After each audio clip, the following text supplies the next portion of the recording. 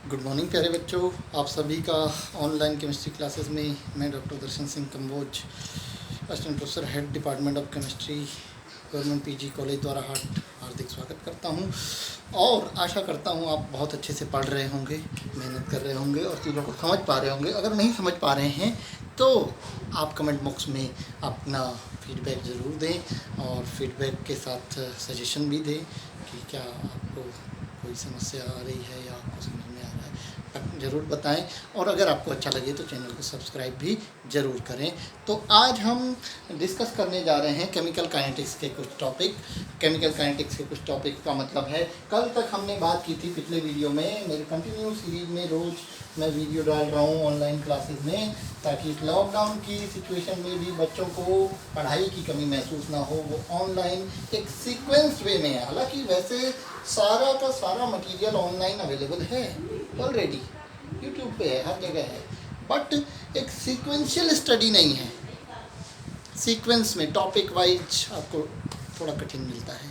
तो topic wise sequentially मैं रोज़ का रोज़ डाल रहा हूँ और रोज़ का रोज़ आप अगर पढ़ रहे होंगे तो आप चैप्टर को कैरी ऑन कर पाएंगे, तो आपको आगे बढ़ने में जो है, आगे पढ़ाई में मदद मिल सकती है। तो अब मैं आगे बात करने जा रहा हूँ आज comparison of order of reaction and molecularity of reaction, ये बात करेंगे। उसके बाद हम बात करेंगे ऑर्डर मॉलिक्यूलरिटी के कंपैरिजन के बाद रेट कांस्टेंट की, रेट कांस्टेंट के बाद बात करेंगे डिफरेंशियल रेट इक्वेशंस की। डिफरेंशियल रेट इक्वेशंस क्या क्या हैं, फर्स्ट ऑर्डर के लिए, जीरो ऑर्डर के लिए, सेकंड ऑर्डर के लिए, ये सारी रेट इक्वेशंस की हम बात आज करने जा रहे हैं। तो शुरू करते हैं कुछ टिप्स से, कुछ कॉम्पिटिटिव टिप्स से लेके शुरू करते हैं, क्योंकि बहुत सारे बच्चे जो हैं कंपटीशन के लिए ही पढ़ाई करते हैं और खाली सिलेबस पढ़ के कंपटीशन निकालना बहुत कठिन है। टिप्स, उसके लिए कुछ एक्स्ट्रा चीज़ें पढ़ना बहुत ज़रूरी है, अलग से तैयारी करना। सिलेबस पढ़ लिया, टॉपिक पढ़ लिया, बस हो गया, ये काफ़ी नहीं है। तो मैं बात कर रहा हूँ टिप्स की।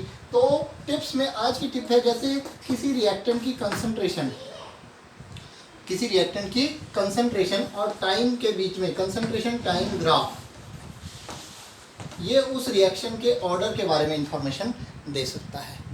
Graph between concentration and time कैसे पता चलता है कि फर्स्ट ऑर्डर के ग्राफ में क्या, फर्स्ट ऑर्डर है, जीरो ऑर्डर है, सेकंड ऑर्डर है, इनके ग्राफ कैसे कैसे आते हैं जिससे कि उनका ऑर्डर क्लियर हो जाए। अगर टाइम एंड कंसंट्रेशन का ग्राफ लीनियर आता है, linear between A and T, अगर सीधे सीधे ए एंड टी का ग्राफ लीनियर है तो ये जीरो ऑर्डर रिएक्शन होती है, जीरो ऑर्डर। और अगर लीनियर नहीं है तो ये सेकंड ऑर्डर या थर्ड ऑर्डर, या first order, second order, third order होगी। सबसे पहले ए और टी का ग्राफ लीनियर आने पर जीरो ऑर्डर हो जाती है, ठीक है। अगर लॉग ए एंड टी के बीच का curve, log A and T के बीच का कर्व लीनियर आता है, LNA लॉग ए और टी के बीच का कर्व लीनियर आता है, तो ये फर्स्ट ऑर्डर होती है, फर्स्ट ऑर्डर ये याद रखिए। अगर लॉग ए और टी के बीच का ग्राफ लीनियर आता है तो ये फर्स्ट ऑर्डर होगी, फॉर फर्स्ट ऑर्डर। ये जीरो ऑर्डर के लिए था, ये फर्स्ट ऑर्डर के लिए है।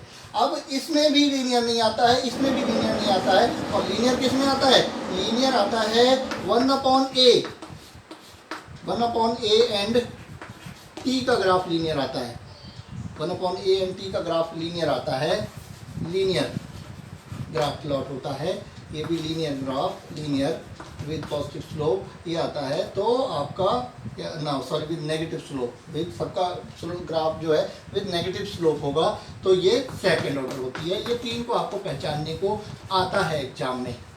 एग्जाम में आता है कि आपको ग्राफ दे दिया जाएगा अलग अलग और बोला जाएगा कि आपको ऑर्डर पहचानना है, तो आपको इन दो का रिलेशन देखना है। ये और इसका ग्राफ है दिया हुआ लॉग ए, तो आपकी लीनियर ग्राफ दिया हुआ है तो वो फर्स्ट ऑर्डर होगी। अगर 1/a और टी का ग्राफ दिया हुआ है लीनियर, ऐसा ग्राफ होगा, सब में ग्राफ ये ऐसा ही होगा। ये चीज़ें बदलेंगी, ये चीज़ें बदलेंगी, ठीक है। ये इस तरफ ये लिखा होगा, इस तरफ ये लिखा होगा तो सेकंड ऑर्डर होगी, इस तरफ लॉग ए, इधर टी होगा, इधर तो टी रहेगा, इधर चीज़ें बदलेंगी। इधर 1/a लिखा होगा तो सेकंड ऑर्डर, इधर लॉग ए लिखा होगा तो फर्स्ट ऑर्डर, और इधर खाली ए लिखा होगा तो जीरो ऑर्डर। आप इसको याद कर लीजिए, इसको समझ लीजिए। इसके बाद मैं बात करने जा रहा हूँ एक और, वो क्या कि जो रेट कांस्टेंट है, हाँ, रेट लॉ हमने बात की थी ना, रेट लॉ की बात की थी। रेट लॉ क्या होता है ये समझा था। तो रेट लॉ क्या बताता है, reaction rate is equal to k into concentration of reactant to the power n। कितने भी रिएक्टेंट होते हैं, हो सकते हैं, और ये n क्या है, ऑर्डर ऑफ रिएक्शन है। पावर जो होती है वो ऑर्डर ऑफ रिएक्शन होता है। तो यहाँ ये जो k है ये रेट कांस्टेंट है, ये क्या है, रेट कांस्टेंट। तो रेट कांस्टेंट के बारे में थोड़ी सी बातें हम बात करते हैं। Rate constant, the value of rate constant is independent of concentration. याद रखें, ये वर्ड्स में याद रखना है। वैल्यू ऑफ रेट कांस्टेंट के is independent of concentration. Independent of concentration of reactant only depends on temperature. K only depends on temperature. It depends on temperature. इसकी value constant रहती है कब तक, जब तक टेम्परेचर कांस्टेंट रहे। Rate constant is constant only when temperature is constant. Rate constant is constant only when temperature is constant. ये बात आप लिख लीजिए, rate constant is constant only when temperature is constant. अब कोई गैसियस रिएक्शन है, gaseous reaction है, तो उसका रेट जो होता है ना, गैस की कंसंट्रेशन मोल पर लीटर में नहीं निकाली जाती, ठीक है। जैसे रेट की यूनिट जो है, रिएक्शन रेट की यूनिट हमने कल बात की थी, क्या होती है, mole per litre per second. Mole per litre per second, this is unit of reaction rate. तो अगर यही रिएक्शन गैसियस हो, फॉर गैसियस रिएक्शन, यही रेट कैसे बताया जाएगा, rate of reaction is equal to, इसकी यूनिट आएगी ATM per second. ATM per second. Gas का जो प्रेशर होता है वो कंसंट्रेशन को रिप्लेस करता है, ये कंसंट्रेशन की यूनिट है। यहाँ कंसंट्रेशन के बदले क्या आएगा, प्रेशर, तो प्रेशर के बदले क्या आएगी, प्रेशर की यूनिट। तो ATM सेकेंड इनवर्स, क्या, ATM सेकेंड इनवर्स, ठीक है। तो आपको कई बार कहीं ये दिया हो कि किसी रिएक्शन का इतने मोल per litre rate of reaction है, तो ATM पर सेकेंड, मोल पर लीटर पर सेकेंड, मान लेते हैं आपको दिया है 0.2 मोल per litre per second reaction rate है कोई गैसियस रिएक्शन का। इसके रिएक्शन रेट को ATM पर सेकेंड में बताइए, ATM पर सेकेंड में बताइए, ये टेम्परेचर गिवन हो, तो उसको आप कैसे कर सकते हैं, rate in ATM per second, ATM per second equals to rate in mole per second, mole per litre per second into mole per litre per second. छोटा लिख दूं मैं, rate in mole per litre per second into RT, into RT, R gas constant, T temperature, RT, यानी कि rate in ATM per second निकालना है, तो rate in mole per second दिया हुआ है, mole per litre per second दिया हुआ है, और इनटू RT कर दें तो ATM पर सेकेंड में, और ATM पर सेकेंड में दिया हुआ है, mole per litre per second में निकालना है, तो यही रिलेशन लगा के इसको डिवाइड कर देंगे, आ जाएगा, ठीक है। ये फार्मूला भी आप नोट कर लेंगे। These are tips for today, ठीक है, टिप्स याद रखेंगे, ये काइनेटिक्स की ही टिप्स हैं, इसको आप याद कर लेंगे बहुत ध्यान से, ठीक है। अब हम आगे बढ़ते हैं, comparison of molecularity and order of reaction. Molecularity हमने बात की थी, मॉलिक्युलरिटी ऑफ रिएक्शन, और दूसरा हम बात कर रहे हैं order of reaction, order of reaction. तो कंपेयर करेंगे मॉलिक्युलरिटी ऑफ रिएक्शन, ये थियोरेटिकल कॉन्सेप्ट है, थियोरेटिकल, ये थियोरेटिकल है, ठीक है। थियोरेटिकल है मतलब आप इक्वेशन देख के इसकी वैल्यू बता सकते हैं कितनी मॉलिक्युलरिटी होगी, लेकिन ऑर्डर आप इक्वेशन देख के नहीं बता सकते, मीन्स ये क्या है, एक्सपेरिमेंटल थिंग है ये, मतलब बिना एक्सपेरिमेंटली वेरीफाई किए आप ऑर्डर ऑफ द रिएक्शन नहीं पता कर सकते, नहीं बता सकते, खाली इक्वेशन देख के काम नहीं चलेगा, ठीक है। दूसरी बात क्या है, मॉलिक्युलरिटी हमेशा होल नंबर होती है, होल नंबर होती है, लेकिन ये फ्रैक्शनल नंबर हो सकती है। ये जो है ये फ्रैक्शनल हो सकती है। फ्रैक्शनल मतलब ऑर्डर ऑफ रिएक्शन 1/2 भी हो सकता है, ऑर्डर ऑफ रिएक्शन 3/2 भी हो सकता है, 1 भी हो सकता है इवन, लेकिन ये फ्रैक्शनल भी हो सकता है। लेकिन मॉलिक्युलरिटी नेवर फ्रैक्शनल, कभी फ्रैक्शनल नहीं होगी। ठीक है। तीसरी बात हम करेंगे, मॉलिक्युलरिटी ऑफ द रिएक्शन जो है वो कभी भी जीरो नहीं हो सकती, नेवर जीरो, नेवर जीरो। मॉलिक्युलरिटी कभी भी जीरो नहीं होगी, लेकिन ऑर्डर जीरो भी हो सकता है, this can be zero also, order zero भी हो सकता है। मॉलिक्युलरिटी के कितने मॉलिक्यूल्स रिएक्शन में पार्टिसिपेट कर रहे हैं, ठीक है, तो कोई तो कुछ तो पार्टिसिपेट करेंगे, जीरो मॉलिक्यूल्स कैसे रिएक्शन में पार्टिसिपेट करेंगे, तो ये तो, लेकिन हाँ ये होता है ऑर्डर कितने कंसंट्रेशन टर्म्स रेट को अफेक्ट कर रहे हैं, तो एक भी कर सकता है, दो भी कर सकता है और जीरो भी कर सकते हैं। जीरो कंसंट्रेशन टर्म्स भी रेट को अफेक्ट कर सकते हैं, मतलब कोई भी कंसंट्रेशन टर्म रेट को अफेक्ट कर ही नहीं रहा है कहीं भी। ठीक है। इसके बाद एक और जो मॉलिक्युलरिटी और ऑर्डर में डिफरेंस है वो क्या है कि जो है ये मॉलिक्युलरिटी ऑफ रिएक्शन जो है वो कभी भी चेंज नहीं होगी, वो कभी भी चेंज नहीं होगी, लेकिन ऑर्डर चेंज हो सकता है कंडीशंस चेंज करने पे। एक एग्जांपल मैंने बताया था आपको एस्टर की हाइड्रोलिसिस का लास्ट वीडियो में। एस्टर की हाइड्रोलिसिस करते हैं, एक्सेस में वाटर लेते हैं तो अलग ऑर्डर हो जाता है, और एक्सेस में नहीं लेते हैं तो अलग हो जाता है। दो अलग अलग रेट लॉ बताए थे ना, तो ऑर्डर बदलता है कंडीशंस के साथ, लेकिन मॉलिक्युलरिटी कंडीशंस के साथ कभी भी नहीं बदलती है। Means does not depend on condition but it depends on condition. ठीक है। Does not depend on conditions,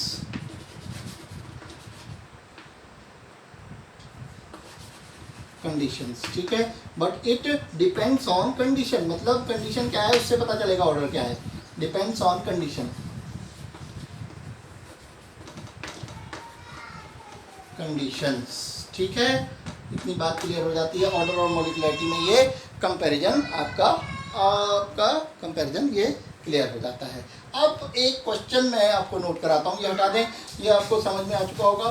question मैं आपको नोट कराता हूँ, नोट करिएगा। क्वेश्चन वो क्या है कि explain why molecularity of the reaction is not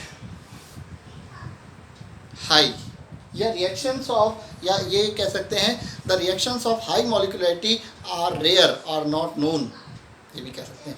high मॉलिक्युलरिटी की रिएक्शंस नोन नहीं है, ये क्यों है, ये मतलब आपने ये समझना है कि explain why reactions of high molecularity are rare are not observed. ठीक है। मॉलिक्युलरिटी है क्या बेटा, मॉलिक्युलरिटी है, क्वेश्चन नोट कर लिया। हाई मॉलिक्युलरिटी क्यों नहीं होती है, सिंपल यही बात है, हाई मॉलिक्युलरिटी क्यों नहीं होती है। हाई मॉलिक्युलरिटी क्यों नहीं होती है की बात करें, कोई एलिमेंट्री रिएक्शन है उसमें कितने नंबर ऑफ मॉलिक्यूल्स पार्टिसिपेट कर रहे हैं, और काइनेटिक थ्योरी ऑफ या collision theory of chemical reaction, chemical reaction की कोलिजन थ्योरी क्या कहती है कि कोई रिएक्टेंट ए है, रिएक्टेंट बी है, ये दोनों आपस में रिएक्ट कब करेंगे, जब ये दोनों आपस में टकराएंगे, आपस में टकराएंगे, और जब ये टकराएंगे तो टकरा के किसी दूसरे प्रोडक्ट में बदल जाएंगे, टकरा के इनके शेप में। जैसे ऐसी बात है कि दो बॉल्स टकराई और वो टूट गई, और टूट के कुछ नई बॉल बन गई फिर जुड़ के, तो ऐसे ही रिएक्शन होती है कोलिजन थ्योरी के अकॉर्डिंग।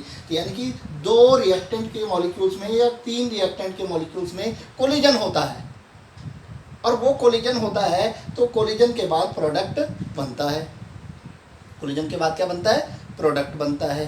तो प्रोडक्ट बनेगा तो देखिए टक्कर जब होगी बेटा, क्या होगी, टक्कर जब होगी, तो टक्कर होने में ये दो तो टकरा गए, ठीक है, तीन भी टकरा सकते हैं आपस में, चार भी रेयरली टकरा सकते हैं, लेकिन चार से ज़्यादा एक साथ एक ही जगह पे टकरा पाना पॉसिबल नहीं होगा, ये जो ओरिएंटेशन के हिसाब से ये फिजिबल नहीं होगा। तो मैक्सिमम जो मॉलिक्युलरिटी होती है वो 3 होती है, 3 से ज़्यादा फिर पॉसिबिलिटी बहुत कम हो जाती है। बहुत ऐसे रेयर चांस होते हैं कि 3-4 मॉलिक्यूल आके टकराएं, ठीक है। तो इसलिए हाई मॉलिक्यूलरिटी की एलिमेंट्री रिएक्शंस पॉसिबल नहीं होती हैं, क्योंकि more greater number of molecules can not collide together simultaneously. बहुत ज़्यादा वो स्पेस बहुत ज़्यादा चाहिए उनको, तो उस स्पेस उतना स्पेस मिल नहीं सकता टकराने के लिए, बीच में गैप छूट जाएगा, एक ढंग से टकरा ही नहीं पाएंगे। ठीक है, बहुत ज़्यादा एक साथ आ जाएंगे तो ढंग से टकरा नहीं पाएंगे। 3 तो एटलीस्ट 2 टकरा सकते हैं, 3 टकरा सकते हैं। तो मॉलिक्यूलरिटी 2-3 कॉमनली 2-3 ऐसे वेरी करती है। ठीक है, 2-3 मॉलिक्यूलरिटी होती है रिएक्शंस की। बहुत हाई मॉलिक्यूलरिटी नहीं हो सकती, 5, 6, 7, 8 नहीं हो सकती, क्योंकि 7-8 मॉलिक्यूल एक साथ कोलाइड नहीं कर सकते। तो ये हो गया। अब हम बात करेंगे रेट कांस्टेंट की। What is rate constant? ठीक है, रेट कांस्टेंट क्या है?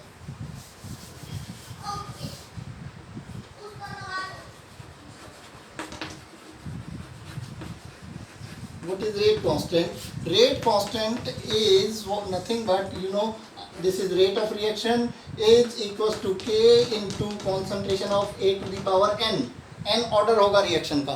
कोई रिएक्शन है, A टू प्रोडक्ट हो रही है, तो उसके लिए A to the power n होगा। तो ये रिएक्टेंट की कंसंट्रेशन मानी जा रही है। तो K इक्वल्स टू क्या होगा? K इक्वल्स टू होगा rate upon concentration of A to the power n. If concentration of A is equals to 1 molar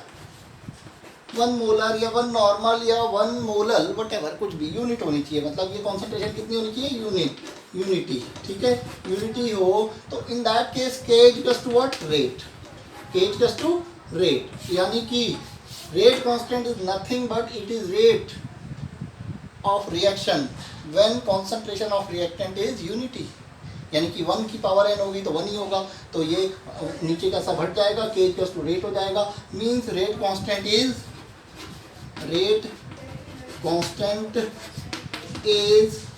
reaction rate at unit concentration of reactant, unit concentration of reactant. इसको specific reaction rate भी कहते हैं। Hence इसको specific reaction rate भी कहते हैं reactants. ठीक है, यूनिट कंसंट्रेशन ऑफ रिएक्टेंट जब कर देते हैं तो रिएक्शन रेट जो होता है, rate constant is reaction rate. ठीक है, यानी कि रेट कांस्टेंट रिएक्शन रेट ही है, रिएक्शन रेट ही है। कब है? लेकिन तब है जब रिएक्टेंट की कंसंट्रेशन 1 है, 1 मोल पर लीटर है। ठीक है, तो इसलिए इसको स्पेसिफिक रिएक्शन रेट भी कहते हैं। Specific reaction rate. अब इसके बारे में कुछ चीज़ें मैं आपको क्लियर कर दूं।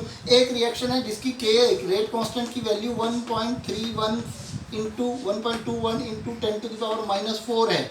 ठीक है, और एक रिएक्शन है जिसका रेट कांस्टेंट की वैल्यू जो है वो 1.25 इंटू 10 टू द पावर -3 है।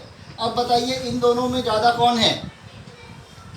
ज़्यादा बड़ी वैल्यू कौन सी है? ये वाली है, क्योंकि पावर छोटी होती माइनस की तो वैल्यू बड़ी होती है। तो ये वैल्यू बड़ी है, ये वैल्यू बड़ी है। तो आपको कहा रिएक्शन ए की रिएक्शन ए थी, ये रिएक्शन बी थी। तो बताइए कौन सी रिएक्शन की स्पीड ज़्यादा होगी, कौन सी रिएक्शन का रेट ज़्यादा होगा? कौन सी रिएक्शन का रेट ज़्यादा होगा? बी का ज़्यादा होगा।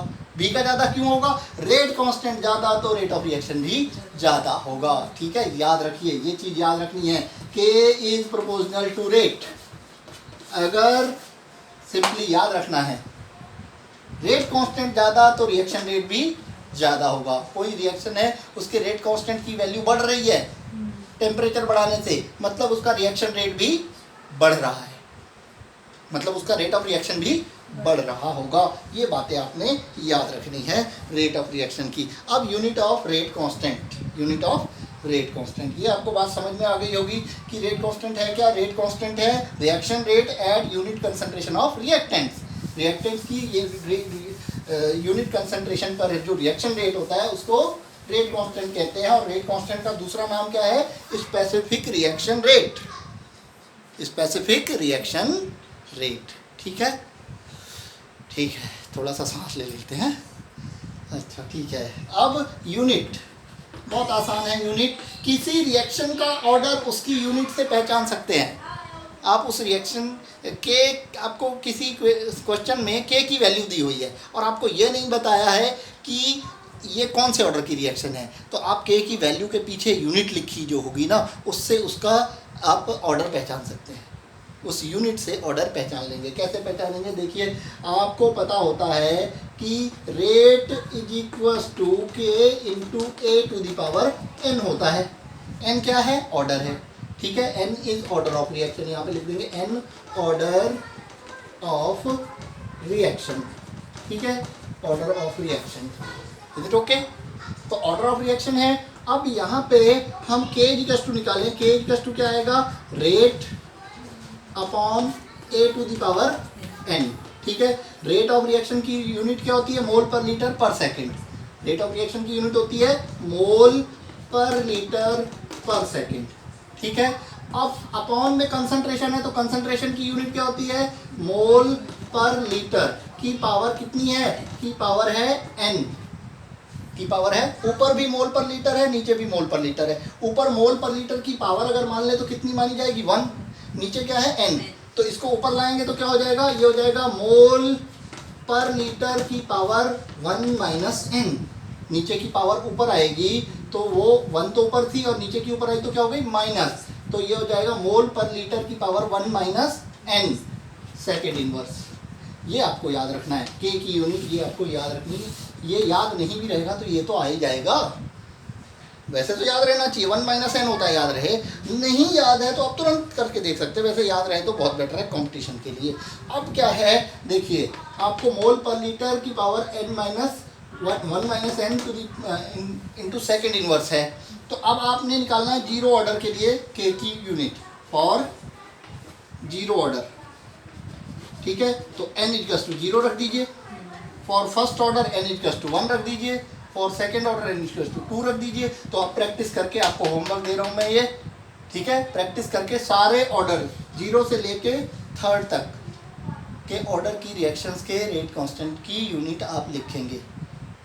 मुझे लगता है लिख लेंगे, कुछ नहीं करना है, यहाँ वैल्यू लगा देनी है। जैसे मैंने 0 रखा तो 1 हो जाएगी पावर। तो 0 ऑर्डर की रिएक्शन के लिए रेट कांस्टेंट की यूनिट क्या हो जाएगी? यूनिट जाएगी मोल पर लीटर पर सेकेंड। 1 रखेंगे तो 1 माइनस 1 0 हो जाएगा, तो ये सारा गायब हो जाएगा। फर्स्ट ऑर्डर के लिए ये सारा हट जाएगा। क्या यूनिट आएगी? खाली सेकेंड इनवर्स। ऐसे ही बदलती जाएंगी चीज़ें। ठीक है, फिर दूसरे में यहाँ -1 हो जाएगा। 2 रखें, -1 हो जाएगा तो -1 इसकी पावर -1 इसकी पावर +1 हो जाएगी। ठीक है, तो मोल -1 लीटर पर सेकेंड हो जाती है। यानी कि फर्स्ट के लिए मैं लिख के दिखा दूँ, 0 के लिए, आपके लिए 0 के लिए के की यूनिट हो जाती है mole per litre per second. ठीक है, फर्स्ट के लिए 1 के लिए, फर्स्ट ऑर्डर के लिए 0 के लिए, फर्स्ट के लिए हो जाती है सेकेंड इनवर्स खाली। सेकेंड के लिए हो जाती है के की यूनिट मोल की पावर -1 लीटर सेकेंड इनवर्स। ठीक है, थर्ड के लिए ऐसे ही करते जाएंगे। यहाँ 3 रख देंगे, 3 रखेंगे तो -2 हो जाएगा, तो मोल की पावर -2 लीटर की पावर +2 और सेकेंड इनवर्स। ऐसे करते जाएंगे किसी भी ऑर्डर के लिए। आपको बोल दिया कंपटीशन में कि एक रिएक्शन है जिसका ऑर्डर 56 है, यूनिट बताइए, रख दो ना, क्या दिक्कत आ रही है? n 56 रख दीजिए। होता नहीं है, लेकिन कंपटीशन में कुछ भी हो सकता है। वहाँ होता है, नहीं होता है, क्वेश्चन नहीं होगा। वहाँ आपको कंडीशन दी जा रही है, आप उसको लॉजिक के हिसाब से सॉल्व करके दिखाइए। ये देखा जाएगा आपको लॉजिक आता है या नहीं आता है। ठीक है, तो लॉजिक की बात है। ठीक है, आगे की क्लास आप कल करेंगे। Thank you very much.